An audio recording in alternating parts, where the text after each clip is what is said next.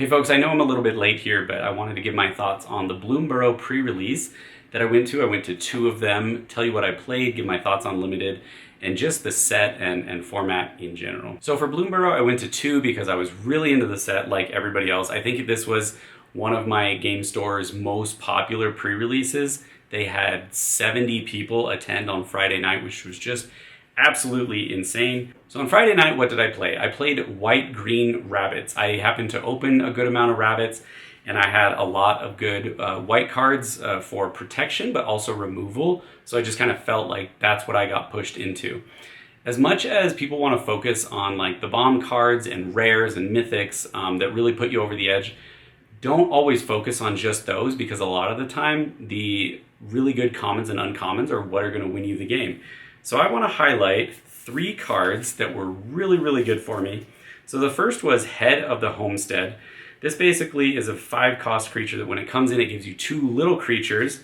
That helped me sort of stay aboard late in the game, but also helped me duplicate the number of attackers that I had, which helped me with my next Friday night All-Star, which was Burrow Mentor.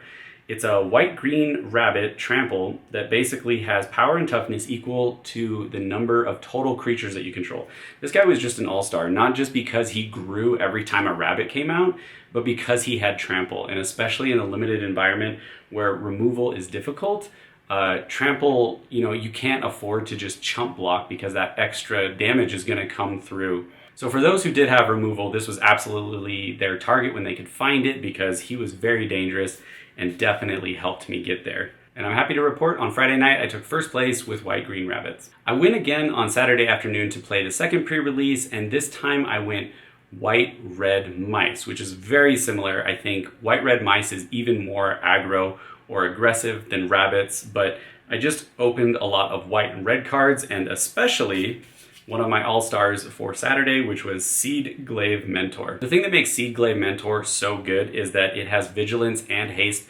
So the moment you play it, it can attack that turn, but you also don't have to tap it because it has vigilance, so it allows you to keep up a blocker. And its power toughness is 3/2, which is very, very good. The other nice thing about Seedglaive is that if you are able to target it and trigger its Valiant ability, you can get at least 1+1/+1 counter every single turn.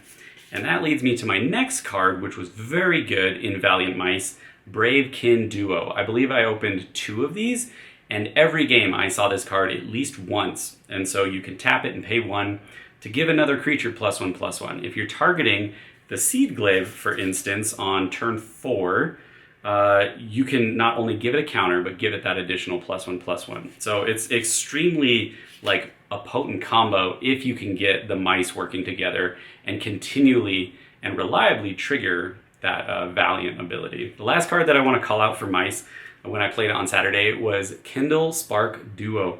This card is insane because it basically just allows you to tap and do 1 damage to an opponent.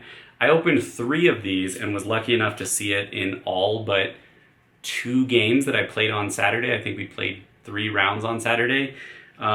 This card is just an absolute menace. If you can keep it on the board and ping your opponent at the end of their turn every single time, you're doing 1 damage. You're doing 2 damage if you have 2 of them. The way I won the game against one of my opponents was I had 2 of them on the field. My opponent went to pass the turn. I tapped them to do 2 damage, and then I played a non-creature spell, which untaps them. I did 2 more damage, so that was 4, and then it untapped, came to my turn, I tapped them again to do 6 damage in basically the end of their turn, beginning of mine.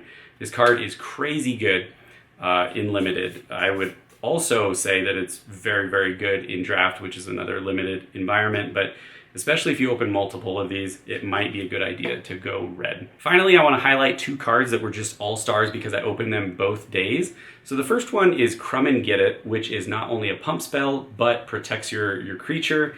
And the other one is Bright Blade Stoat, which is something that has First Strike and Lifelink.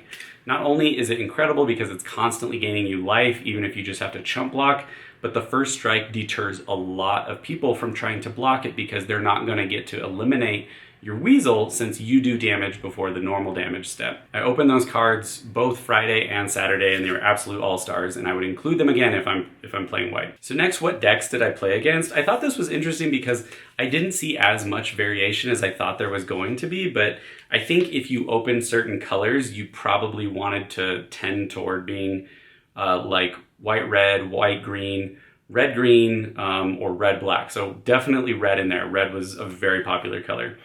I played against red-green raccoons. I played against white-blue black control, which was probably the most unique deck. I played against lizards, and then I played against lizard control, which was sort of like focused on the end game, just pinging and doing little tricks. I played against green-black mid-range, which was very strong in the late game. And then I played against red-black lizards that also had bats. So lots of red in there. Lizards were very, very popular. And that leads very well into the end part of the video, where just my thoughts on the format. Red-black lizards was very, very popular, but I noticed that if you weren't playing rabbits or mice, in general, your deck probably was more mid-range or favored the late game, meaning the longer the game went on, the more likely you were probably to win. So when I played mice, I knew I had to be aggressive. You're getting creatures down, the first 3 turns, and you're trying to do as much damage as possible. The longer the games went on, I would lose if too many of my creatures got removed. I didn't put enough pressure on the board. You have to be very, very aggressive. With mice and the rabbits, same thing with the rabbits, you have to attack immediately. The late game really doesn't favor you if you're playing those types of creatures. On the other hand, if you were more bats or lizards, you absolutely sort of want to put up defense early in the game and sort of play that long game of doing little pings with flyers or with lizards, to eventually get your opponent down to 0. So if you are playing draft or you are at a store where they happen to still have standard and you find yourself up against these other decks, keep that in mind that the mice and rabbits are going to be very aggressive. They need to hopefully, kill the opponent within 5 turns. Whereas if you're playing lizards or the black-green mid-range or bats or something like that, you're probably going to want to go the long game, try to remove the creatures and stabilize, and then get a bunch of flyers or just ping from the back end with that red lizard that just lets you do damage to your opponent. Both strategies are good. You just have to know what you're playing against. I almost forgot to mention one more card. So Lupine Flower Village. This card is an absolute all-star if you're playing 2 of these creature types, the bat, bird, mouse, or rabbit. So I was in a tough spot in a couple of my games. I opened one of these, was lucky enough to get it, put it on the field, and especially late game, if a lot of your creatures are gone or whatever, you can tap, pay, and sacrifice it to dig 6 cards and hopefully find something that's going to get you out of the hot water. This was an absolute savior. Most of the time, I would only crack it if I absolutely needed it because you're going to lose a land, but it was totally worth it every single time, especially in a 40-card deck. You're going to want to crack it, search for that bomb or the big flyer or the big rabbit, whatever. So Bloomburrow was super popular, really enjoyed it. It was a ton of fun to play. And although my schedule doesn't allow me to play every single week, I am so looking forward to going back and drafting this still. I think there's a lot of good cards in this set and just a lot of fun cards in this set. So Bloomburrow is the first set that's really gotten me excited in a long time. Give me your thoughts on what you think about it. I see a lot of people with strong opinions for it, strong opinions against it, especially the art style, but I don't know how you can't love this set, and I am stoked that we're going to have it at least for, a month or 2 before the next one comes out. Again, give me your thoughts. Tell me how you did in the pre-release. I think I forgot to say, so first night I went first. Second day, I went 3rd place. So I did all right. Again, I'm looking forward to drafting it even more. Bloomburrow's fun. Okay, hopefully I'll make more videos soon. See you again.